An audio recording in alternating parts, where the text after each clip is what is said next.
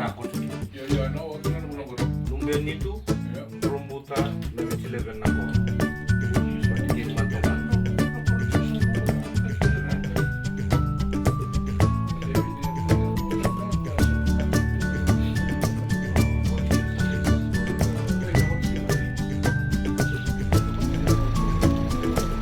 ideally, if you're going to send the photos.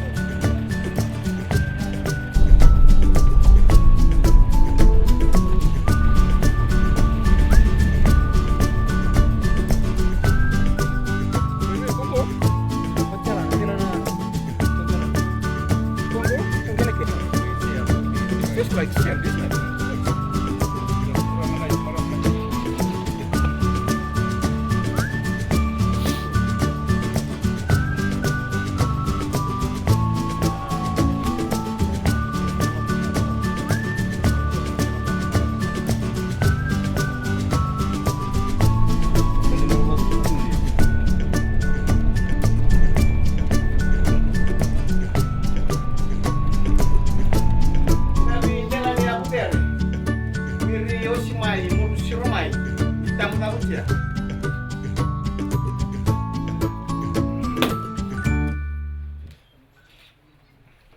Well, the visit really, the invitation is to come to this village, Nakoro, and because of possible agricultural development by the tribe that owns this village and these lands. The stories I'm told is that they, like everyone, that the Tauke, when they first came into Fiji, they came from the highlands and went out to the coast. And so most of them have come down to the coast, but they've left all their lands up here. And some have come back, as you can see the village here, and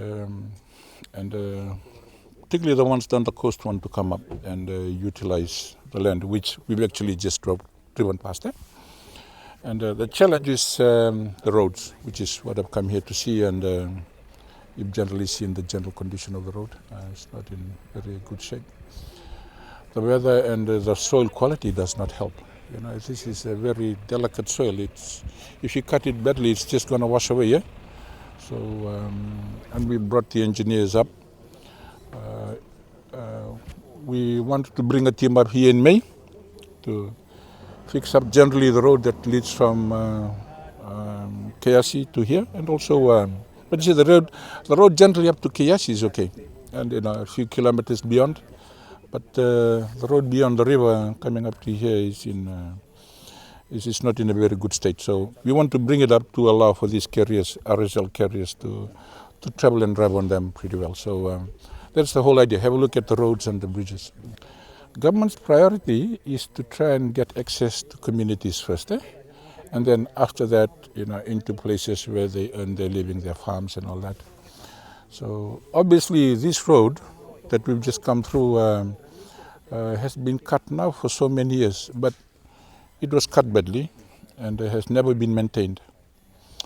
So we've got this now in our program to maintain it and bring it up to RSL carrier standards, and that's what we want to do, and because that's important for the people. And see all these villagers living here. They need to get up to the village, get the produce into town, send their children to school. So the only way to do that is to build the roads to a good condition. Four-wheel drive standards, and at the moment what you came through now is actually four-wheel drive standards. So you see all our four-wheel vehicles can come here without too much difficulty. But we want to bring it up so that the carriers can travel on it with some comfort. The quality of the soil and the way that the cut was managed sort of both contributed to why it is in its current state.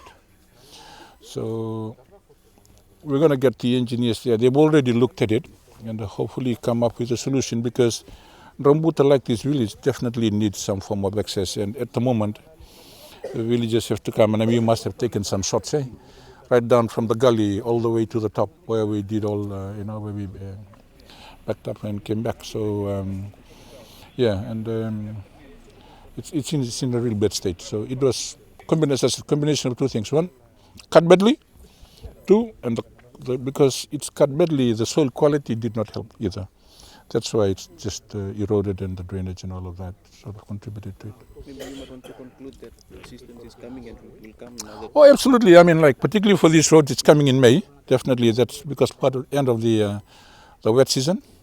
So they're going to fix this road up, and then to a standard that the carriers can now go, with ease and comfort and access for the villages.